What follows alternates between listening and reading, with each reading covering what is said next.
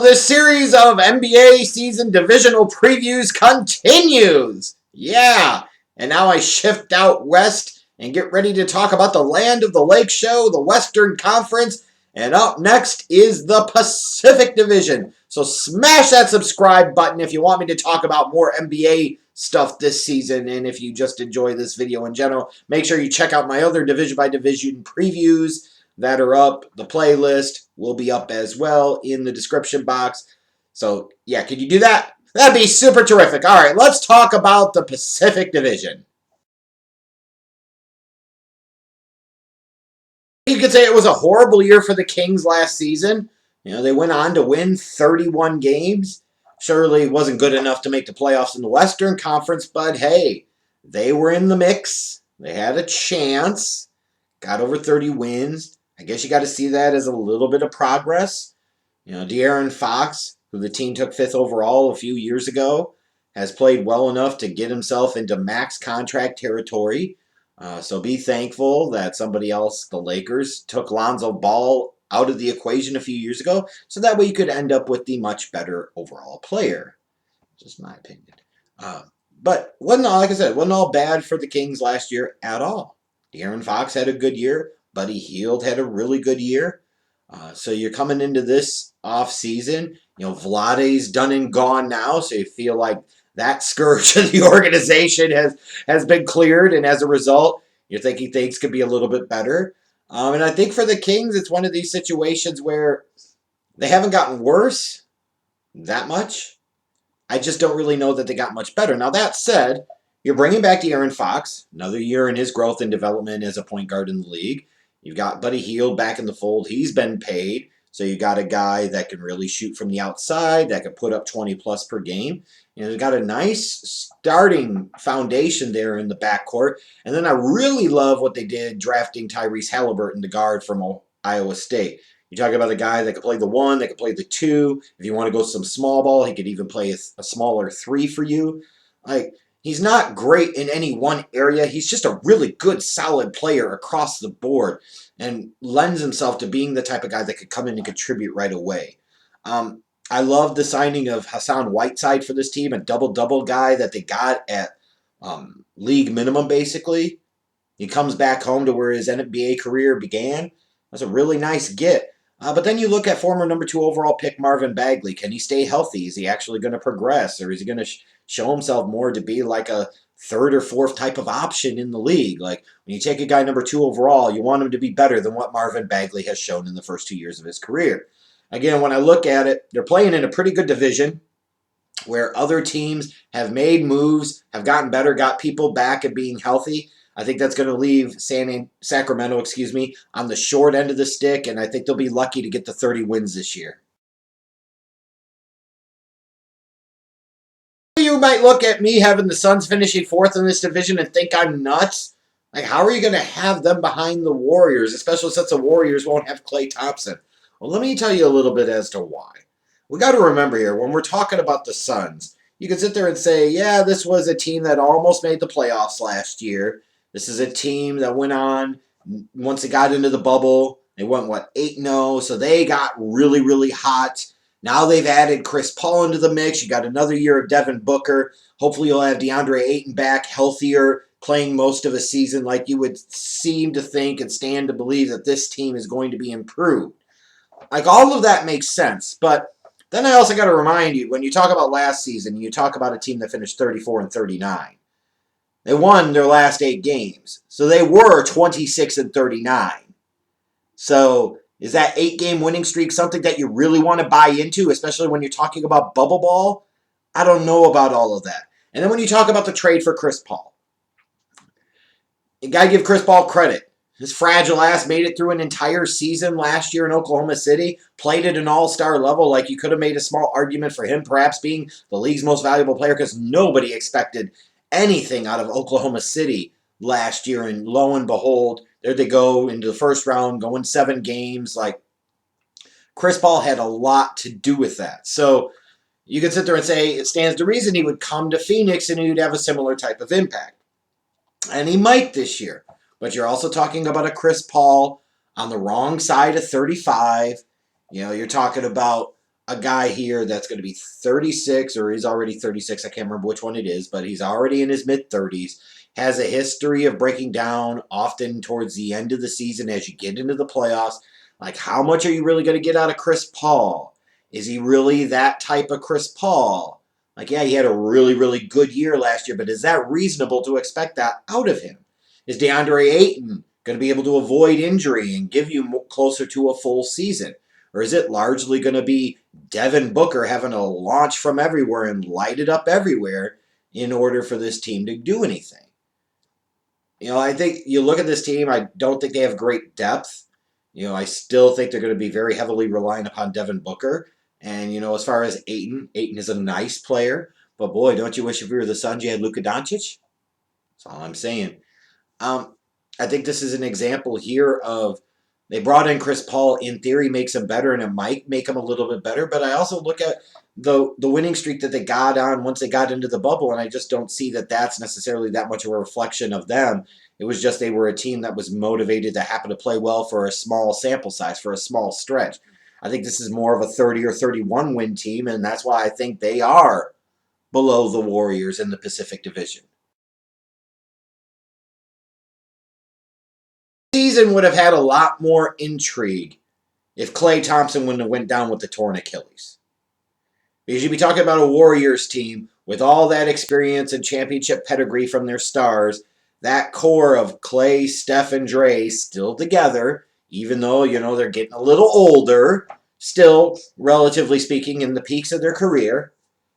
Now you're talking about getting all of them back and healthy, and they're in the same division as the Lakers. Like, lots of melodrama, lots of subplots that could have played out there. But then Klay Thompson, unfortunately, went down with the Achilles injury, and that sucks. At least for the Warriors, you could say last year being a disaster, you had Steph's injury, you had Klay's injury. At least if you're going to go there, go all the way there, they sucked really, really bad, and partially by design.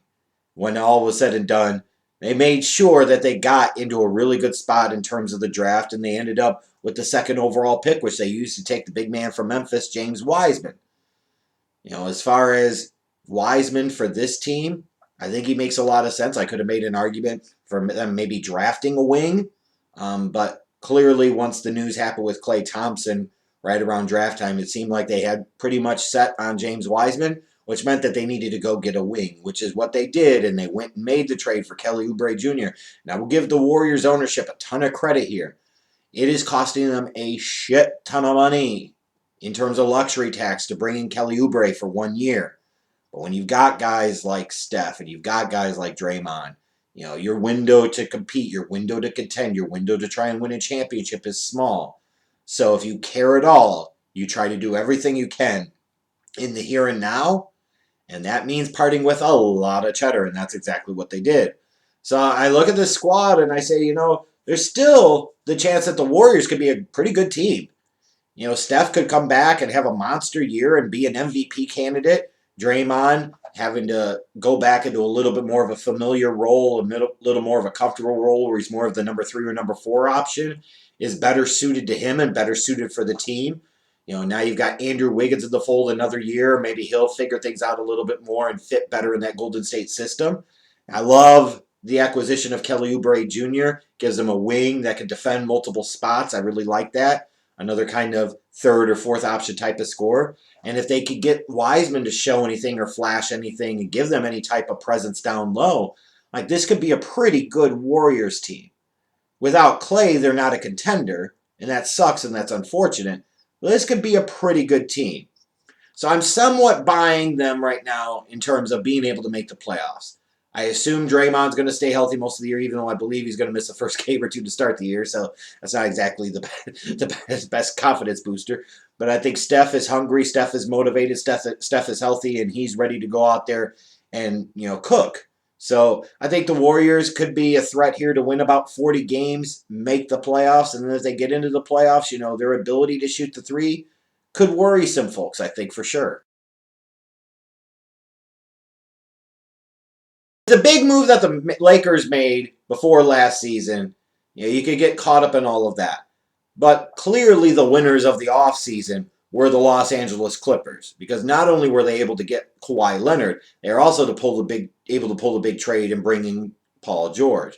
So you're talking about, you go from being the Clippers, being second fiddle in your city, to all of a sudden you bring in these two legit superstars into the fold, and you're hoping that's going to potentially bring you a championship. And obviously that didn't happen. They didn't even make it to the Western Conference Finals, which was ultimately the kiss of death for Doc Rivers. And you know what? For Clippers fans, they probably said not a moment too soon. They were tired of the act of getting to the playoffs and then always falling short, not being able to get over the hump. It was time.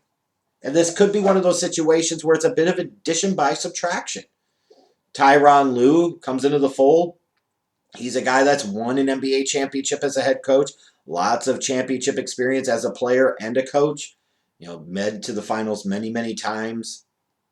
You look at this and you say, to me personally, Doc Rivers, who has a tendency to get the least out of his teams and undercoach teams, I think Tyronn Lue is a bit of an upgrade personally. So I think it is addition by subtraction, and then a solid addition in Tyronn Lue. One thing that probably caught the Clippers organization, certainly the fans, blindsided, was when Montrezl Harrell decided he was going to go and jump to the other team in LA and signed a short-term deal with the Lakers. Like, that was a bit of a surprise to me. You have the sixth man of the year.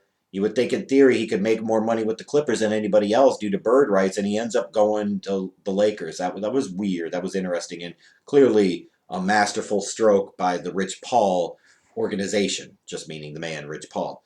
But the Clippers did remake their roster a little bit, bringing in Serge Ibaka, bringing in Nicholas Batum, making the trade to bring in Luke Kennard. So they got a little bit better on the wings out, to complement Kawhi Leonard and Paul George. Ibaka will bring them a little bit more as a big man. Not quite the same level at this point of his career as what Montrezl Harrell was bringing this team off of the bench. Well, this Clippers team is still pretty good, and I think they'll be better coached this year. You've got Kawhi and Paul George, assuming they don't get too conservative with Kawhi when it comes to the load management, and assuming there's no real issues or lingering resentment or any type of challenges between the relationship of Kawhi and PG-13. I think this Clippers team will kind of be in the mix again, as some type of 4 or 5 seed in the playoffs. But realistically, when I look at these guys, I'm not buying them as a championship contender, even with having Kawhi and Paul George. And I'm certainly not buying them as contenders to win this division unless the other team in LA either experiences a lot of injuries or goes through some serious load management in order to try and get fully healthy for the regulars or the playoffs. Well, for the Los Angeles Lakers and their fans, it was certainly a mixed bag in 2020. On the one hand, the big trade for Anthony Davis paid off magnificently. You go into the bubble, it's LeBron, it's AD, and a cast of role players, and you win the NBA championship. But that's all on the heels of the big loss of the icon, the arguable real Mr. Laker, Kobe Bryant, early in the year in that helicopter crash. So it was a mixed bag. Bittersweet year. The moves for LeBron and AD ultimately paid off, but in the process, you lost an icon. Was it worth it? I wonder if some Lakers fans might actually say, no, it wasn't. Give me Kobe. I want Kobe back. The hell with that ring. The hell with that asterisk bubble championship. And no, I'm not going to call it an asterisk bubble championship, because there are certainly challenges of having to sit there and pause your season for several months as you're thinking about March and you're starting to position yourself and get ready for that big playoff push that starts the following month. These guys had to put their season on hold for several months, stay in shape, figure out how to make things work, and come back into the bubble and realize that people were going to be gunning for them, that the Lakers had a target on their back. So it was a different championship. It was a different feel. It was a different season. I don't want to necessarily call it an asterisk. Others may. They're entitled to that opinion. I just don't happen to agree with it. So it wasn't a surprise to me this offseason that Anthony Davis was going to stay put. Did anybody really think what he was going to do? Come to Chicago? Give me a fucking break. AD was going to stay there all along and get the max money he could get from the Lakers, as he absolutely should. He absolutely earned it, and he deserved it. LeBron, as a result, decided to add a little bit more onto his contract, which was interesting. That was him sitting there saying, I believe in what this organization's doing. I have confidence in my agent. I have confidence in the Lakers brass that they're going to continue to put me in a relevant contending type of position for the next few years. And it certainly looks that way. Because on the one hand, where Rajon Rondo leaves and Danny Green's gone and JaVale McGee and Dwight Howard are all gone. This Lakers organization went to work and got some new pieces into place, trading a first-round pick to get Dennis Schroeder from the Oklahoma City Thunder, going and getting a guy like a Paul Gasol. Marc Gasol. Speaking of the Kobe days, huh? Although some of y'all will be like, yeah, I want Paul Gasol back. But bringing in a Marc Gasol, bringing in a Wesley Matthews, bringing in a Montrezl Harrell. When you look at bringing in a Schroeder, this is a guy that you think of is going to bring more from a playmaking and offense standpoint than Rajon Rondo did at the point guard position. You think about Harrell, this was the league's sixth man of the year. So he's going to bring you more punch and more firepower down low, whether you're lining him up at the 4 or the 5. Marc Gasol's not quite the player he was a few years back, but certainly a serviceable starting NBA big man. Wesley Matthews, another guy that you put him in a role that's going to provide you some offensive punch off the bench. Like, this Lakers team seems really poised and ready to strike. Like, they're going to roll through the Pacific Division, roll through the Western Conference, roll through whoever the East serves up in the NBA Finals and go back-to-back here. And it may very well be true. I would just caution on this, though. No two seasons are ever the same. Also, thinking about it, you look at this team and you say you've brought in a lot of new pieces. There's no guarantee that they gel. There's no guarantee that the chemistry is the same. There's no guarantee that it works the same. And then what happens? You were very fortunate to have LeBron and AD stay relatively healthy last season. What happens if AD goes down with an injury, which is career history indicates that he's likely to. There's a good chance of that. For LeBron, you're talking about a guy that's now in his mid-30s. There's starting to be a very, very slow decline, but it could start to happen a little bit more, which is where you might start hearing more about load management with him and potentially AD as well to try and keep him healthy and fresh for the playoffs. And I just look at some of the other pieces. I still have concerns about, like, in big-time, big-money spots in the playoffs. Who's going to be that third guy that can go out there and get himself and others buckets. Like, LeBron and AD can absolutely do that. But is Schroeder really the third guy that can do that on a consistent basis that you would really feel confident in counting on? I don't know. And I'm not picking on Schroeder. I'm just saying. That's the way I look at it. So I would caution everybody from jumping on the Lakers bandwagon too much. Because you also got to look at it. The fact is that this Lakers team, they were the champs last year, but they didn't even have the best record in the league. And they were only 3 games better than the Clippers in that division. They were a 52-19 team. So you're talking about, you extrapolate that out for an 82-game season, you're around 60 wins. Pretty good team, but not an all-time great legendary team. Certainly a beatable team. And they even had some challenges with the Miami Heat in the NBA Finals. It took them 6 games to overcome a team that was a 5 seed in the Eastern Conference. So I think it's easy to say that the Lakers are the favorites. They've got arguably the 2 best players in the conference on their team. They've got the icon of the league in LeBron James. They've got the experience and the confidence of knowing that they are the defending champs and everything's got to go through them. That's going to help. They can have confidence that they know what to do in those big spots. I'm just saying, I would not be surprised if this team got upset in either the Western Conference Finals or the NBA Finals. Because you could talk about all these different pieces and all these names that they added. But sometimes adding names alone does not make you any better. And in fact, sometimes it could screw up the flow and chemistry of your team. It can make things worse. I could be sitting there looking like an idiot. This team wins 63 games, in a 72-game season. That's possible. But I think somewhere around 55 wins is probably more realistic because they're not going to try to totally kill themselves in the regular season because they're going to think of it as, we just want to get in a spot where we potentially have home court in the playoffs, and then it's truly got to go through LA in the Western Conference and potentially in the NBA Finals as well. This is a good team, certainly a contender, certainly the favorites right now, as they should be. but I would not be surprised to either see them win it and be even more impressive this season or get upset along the way. So again, that was my preview of the Pacific Division. Smash that subscribe button if you enjoyed what I said. And if you didn't, smash it too, so that way every time I post a video, you come on here and hate on me for saying, "How dare you question the Lakers and their destiny to go back-to-back with LeBron today?" Whatever makes you feel better. So I got 2 more divisions to preview. The next 2 coming up, I'll do the Southwest first and then the Northwest divisions. So I hope you're enjoying these so far. I'm having some fun doing this. 2 more to go, and it's almost time to get ready for the NBA season. Yeah!